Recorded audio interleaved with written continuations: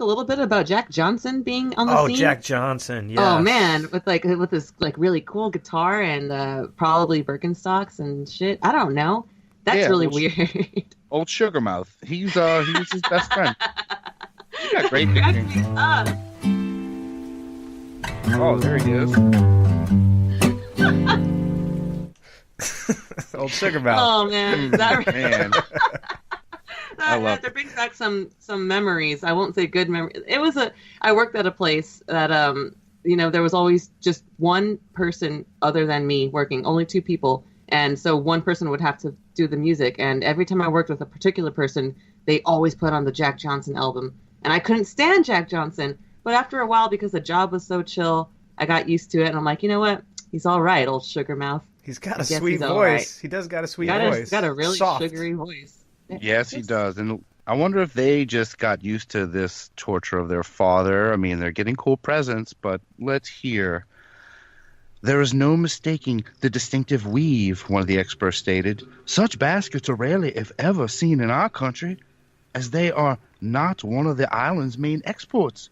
The only possible way the Bells could have obtained one would have been from a sailor or a friend who had visited those climes. Short of that, we must accept their version that the basket simply materialized out of thin air at the behest of their resident witch.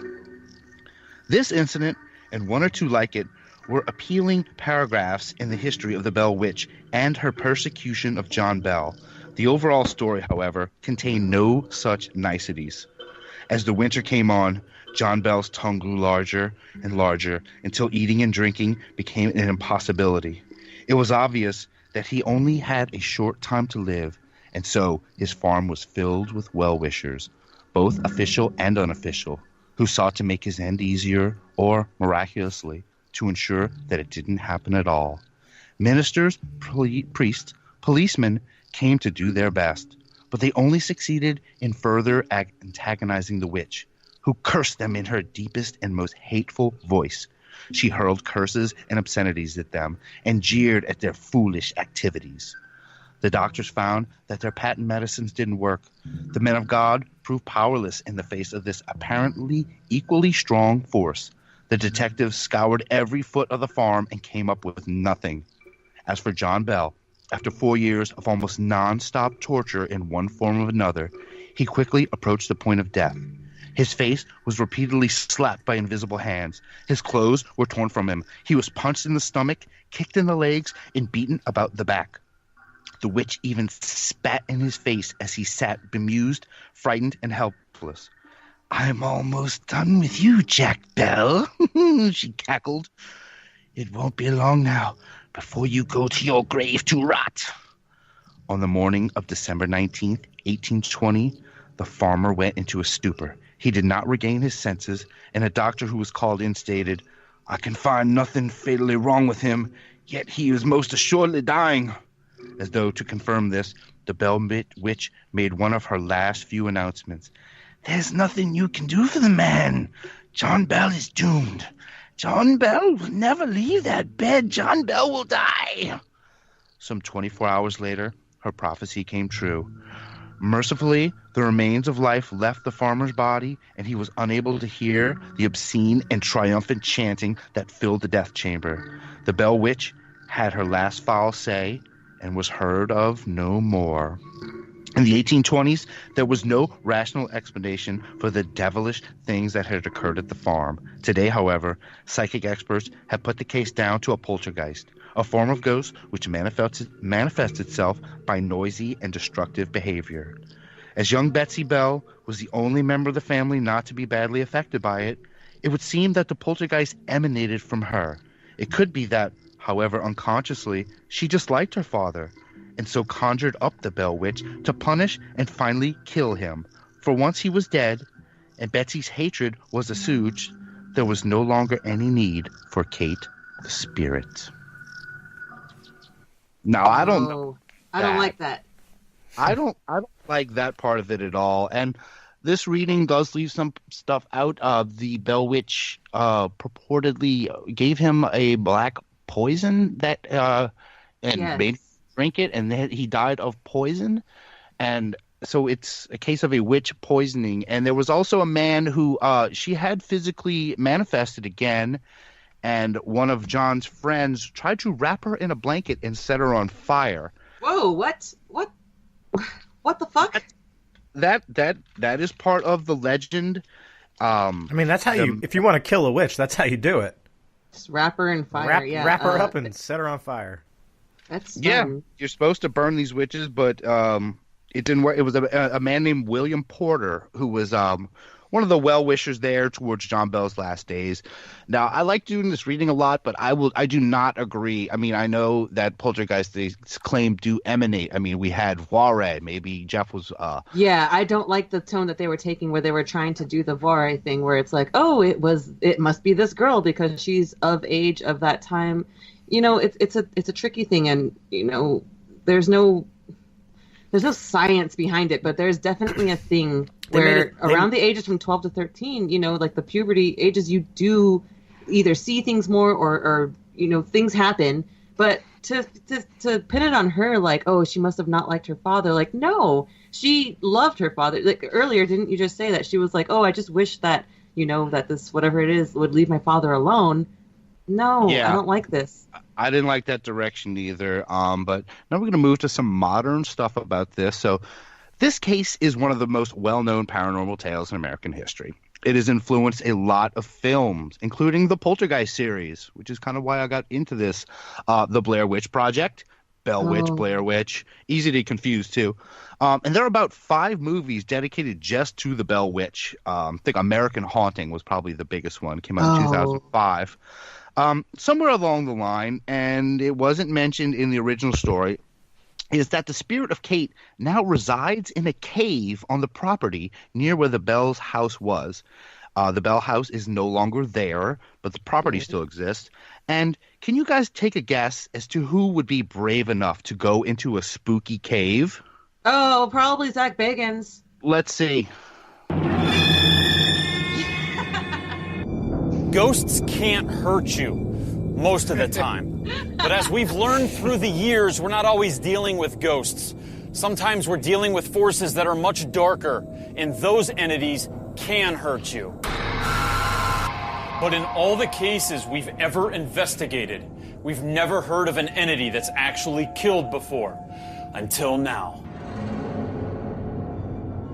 We have been granted unprecedented access to investigate the Bell Witch Cave, where it is said a homicidal evil spirit still resides. The Bell Witch story in Adams, Tennessee is infamous. There it is. Thank Good old God. Zach Baggins. Thank God. They gave him unprecedented access to... Yeah, I'm sure it's not unprecedented. Like maybe the cameras? Okay.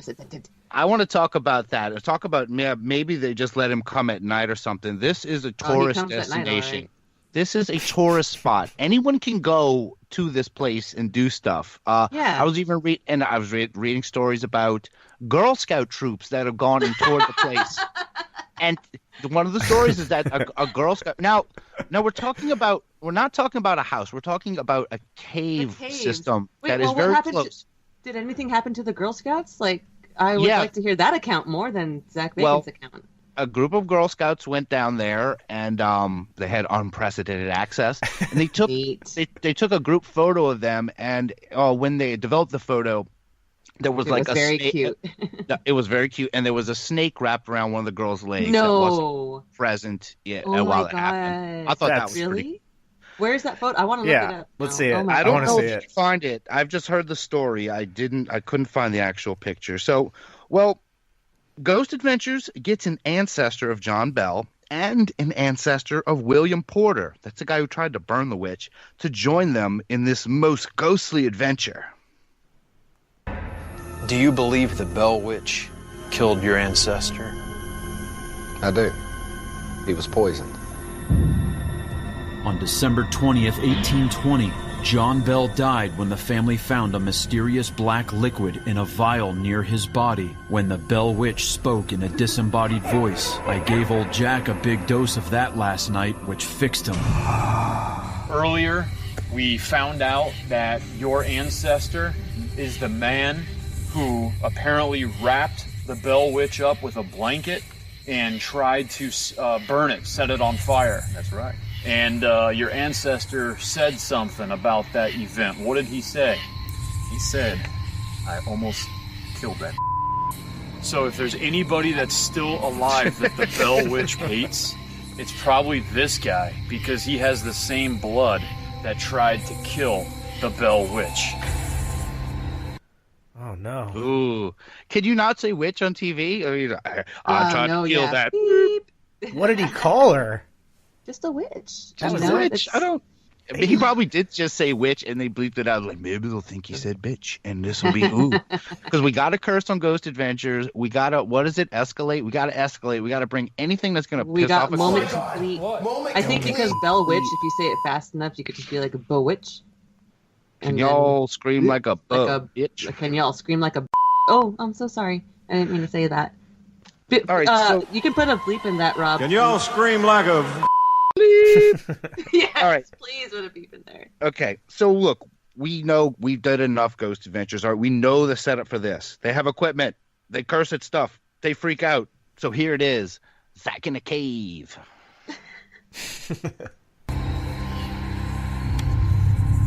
As we make the long walk down to the entrance of the Bell Witch Cave, we prepare ourselves to conduct an experiment set up by our own audiovisual techs Billy and Jay. But before we can even begin, strange voices are heard inside the cave because we already have a camera and microphone rolling in there. What is that? Dude, that sounded like someone talking. I swear to you. Listen.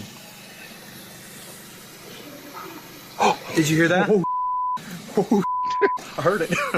All 5 of us are absolutely stunned as we hear a very clear voice come from inside the cave, which to us, after analysis, sounds like, "Listen to me."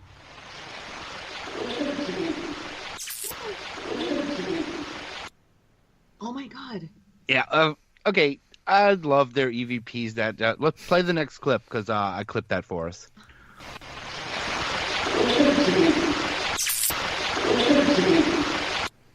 Dude, I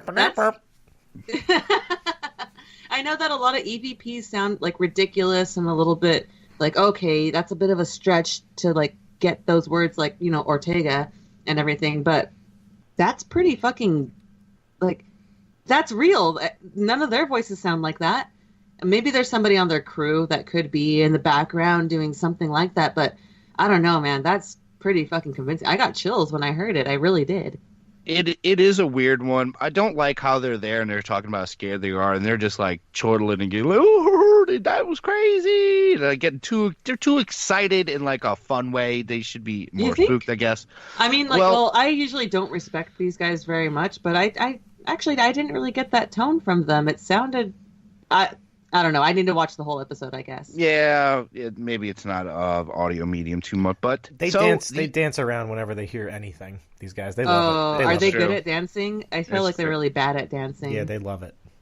So the adventure continues as it usually does. As Aaron and I prepare to get locked deep inside the Bell Witch Cave, Billy and Jay summon us back to the front room, where Bill Chappell's new energy sensors are going wild. Dude, these things are going off like crazy. Aaron, hurry up! Hurry up before it stops. Look, what's going on? What the Look! Are you serious? And that one up there, too. Look! Oh my god, bro. Whoa. Holy you've got to be kidding me right now. Can you feel the electricity in the room right now? Yes, I can. It's like... Holy like, I can't even stand up. Look at the poles. Look at the poles. There's no electricity. Are you filming it? Yeah. Are you getting it, Aaron? It's on both sides. Oh my god. What's happening right now is absolutely insane. This ball of light that manifests towards me from deep within the hole is the only ball of light that appears on my camera while we are inside the cave. Not only that, but at the same time this anomaly passes by me, a voice is captured on my recorder. Can you appear as a ball of light? Whoa. Whoa. Whoa. The amount of evidence we gathered during our stay at the Bell property proves that this place is a hotbed of paranormal activity. And even though the hauntings above ground ended over 200 years ago, we feel that this cave still plays host to the spirit